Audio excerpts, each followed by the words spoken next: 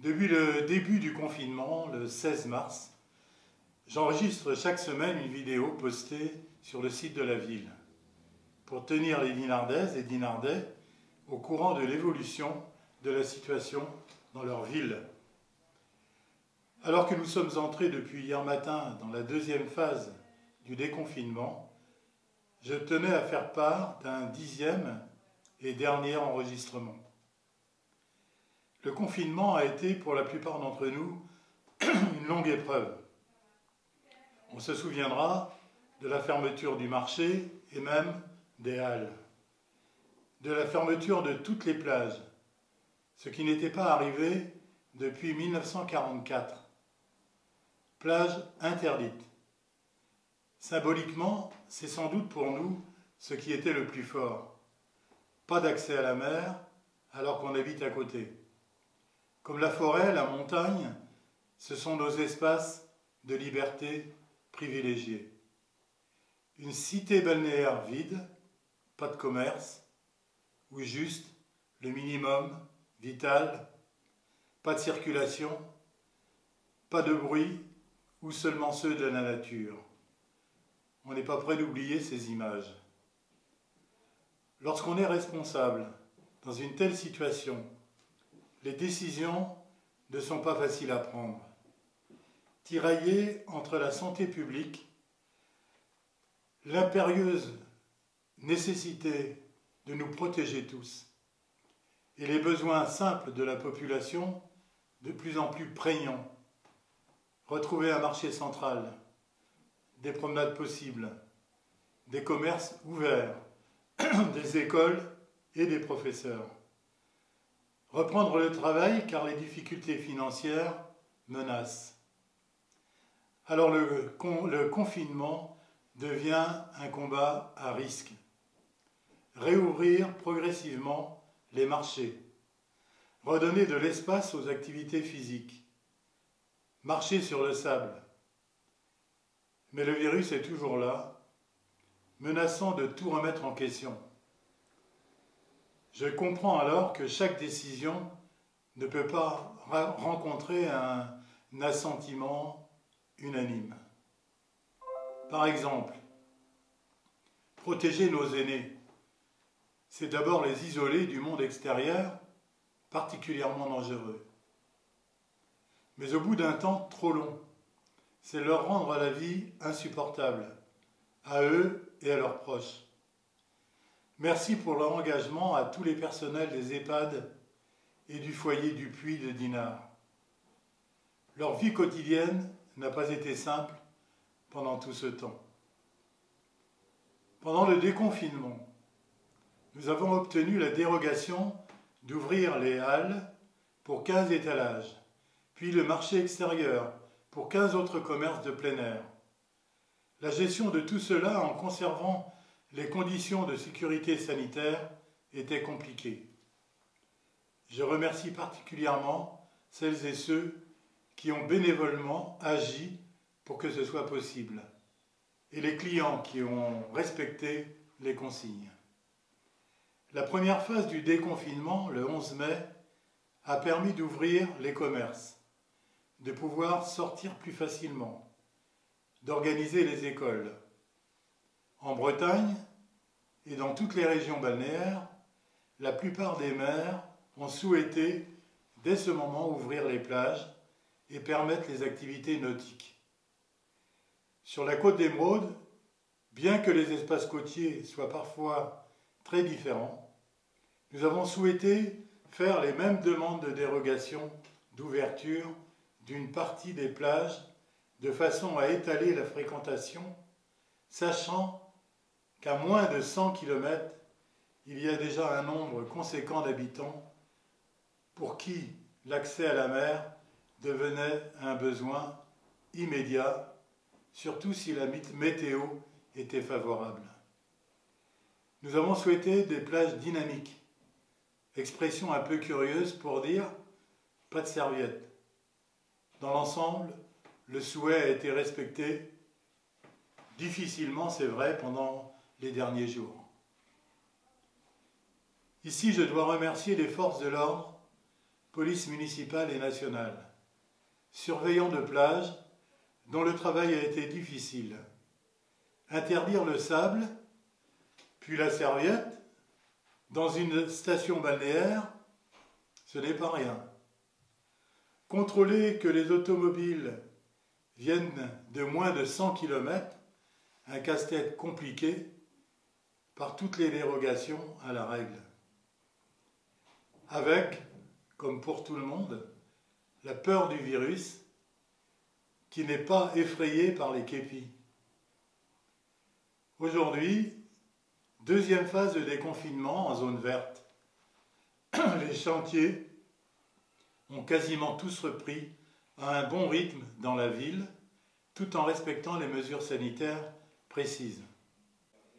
Une solution qui peut se réaliser assez rapidement a été trouvée pour réparer l'effondrement de la falaise près du Port Blanc. Les travaux pourront se poursuivre en juillet et août, exceptionnellement, sans gêner la circulation et les lieux touristiques. Mais l'entrée de la plage de l'Écluse attendra la fin de l'année. Les services de la ville sont désormais en ordre de marche. Ils ont été visités et contrôlés par les responsables de la médecine du travail. Le printemps, lui, n'était pas confiné et a fait pousser l'herbe un peu partout, donc le travail ne manque pas. Il faut être un peu patient pour voir les équipes arriver. Je tiens aussi à remercier tous ceux qui, à la ville, élus et agents, ont été aux premières loges, sur le marché, dans les écoles, à l'accueil, la communication, le fonctionnement administratif et sur des chantiers qui ne pouvaient pas s'arrêter. Les directeurs d'école et de la restauration scolaire, ainsi que les représentants des parents d'élèves, ont été réunis pour faire un premier bilan de la reprise scolaire. Le nombre d'élèves est bien celui qui était prévu et les groupes sont au complet. Une augmentation sensible du nombre d'enfants est constatée à Alain Colas, ce qui oblige les enseignants à diviser l'effectif en 2 parties de semaine, comme à Debussy. L'organisation a rassuré aussi bien les parents que les enseignants. La distanciation reste la règle majeure et si elle n'est pas possible, le port du masque s'impose. C'est le cas bien sûr au marché, dans les halles et les magasins qui ont repris leur rythme normal. C'est ce qui sous-entend surtout le fonctionnement des bars, des cafés, des restaurants, des hôtels et du casino, qui a ouvert hier l'espace des machines à sous. Désormais, le nombre de couverts dépend de cette réalité.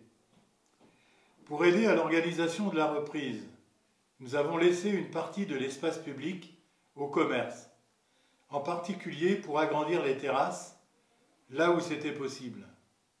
C'est pourquoi le plan de circulation a été modifié dans le centre-ville, la rue Vernet étant réservée aux piétons et terrasses. Des zones à 20 km/h ont été développées de façon à laisser la priorité aux piétons et aux cyclistes. Le nombre limité de personnes pouvant rentrer dans les boutiques provoquant parfois des files d'attente sur les trottoirs. Chaque endroit où il était possible d'aménager la circulation l'a été par les services de la ville en un temps très court. Ce nouveau plan de circulation durera tout l'été, car il faut faire le maximum pour que la saison soit réussie. Une campagne d'affichage est commencée. Mettre en valeur les atouts de notre cité balnéaire, la mer, les plages, les activités nautiques, l'architecture, les déplacements doux. Parallèlement, l'Office de tourisme communautaire a revu entièrement ses campagnes. Campagne de promotion en privilégiant la clientèle nationale.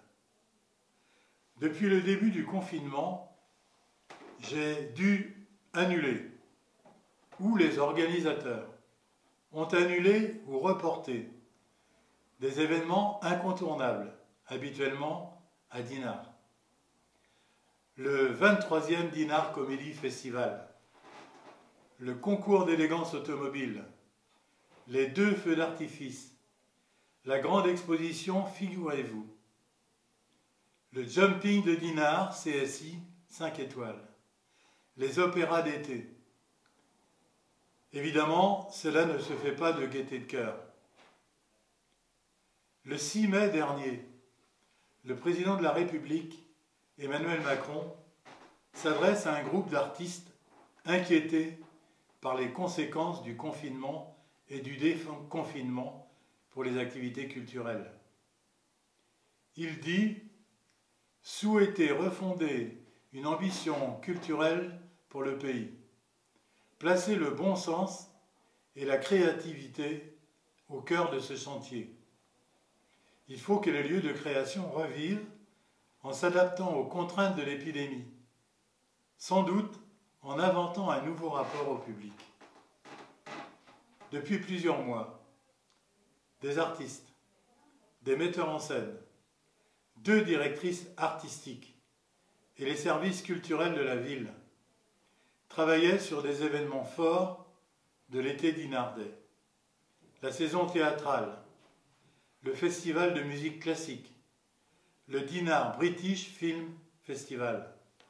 Chacun voulait leur donner encore plus d'importance en faisant bouger les habitudes, en trouvant de nouveaux partenaires pour alléger la participation de la ville. Malgré tout, et pensant que c'était du bon sens, j'ai voulu personnellement conserver ces événements pendant la saison 2020. Mais la situation exige une adaptation, aussi bien des artistes que des spectateurs. Il s'agit donc en effet d'être créatif. Le capitaine Fracasse devra s'habituer à la distanciation. J'ai annulé les engagements de la ville pour le festival de musique. Il sera réinventé pour la circonstance, toujours avec des musiciens de renom et des partenaires fidèles. Quant au festival du film, sa nouvelle directrice artistique, bien au fait de la situation sanitaire puisqu'elle est londonienne, travaille à une version nouvelle qui elle aussi s'adaptera. Une crise est toujours propice à l'invention. Le numérique, par exemple, peut donner des solutions au culturel. Bien sûr, dans tous les cas, nous ne connaîtrons qu'à la fin du mois de juin les nouvelles dispositions à l'échelle nationale, pour l'utilisation des salles, par exemple. Chaque événement fera sa conférence de presse en temps voulu. Mais je me considère comme entièrement responsable de ces décisions. Nous savons maintenant que le 2e tour des élections municipales aura lieu le dimanche 28 juin. Et depuis hier soir, qu'à Dinard, il s'agira d'une triangulaire. Nous attendons les règles que la mairie, les listes de candidats et les électeurs devront respecter. La campagne commençant le 15 juin. Là encore, nous aurons des précautions sanitaires drastiques à mettre en œuvre pour le vote et le dépouillement. N'oublions pas que la communauté de communes attend pour être au complet dans le nouveau mandat des élections de Pleurtuis et Dinard. La dernière réunion du conseil communautaire dans le mandat actuel aura lieu à Dinard le jeudi 18 juin à 20 h en mode urgence sanitaire, donc sans public. Mais elle sera filmée. J'espère que la crise sanitaire touchera bientôt à sa fin, même s'il faut rester très prudent. Maintenant, il faut faire face collectivement aux défis économiques et financiers, et c'est une bonne chose que les structures politiques soient installées le plus vite possible pour ne pas perdre de temps.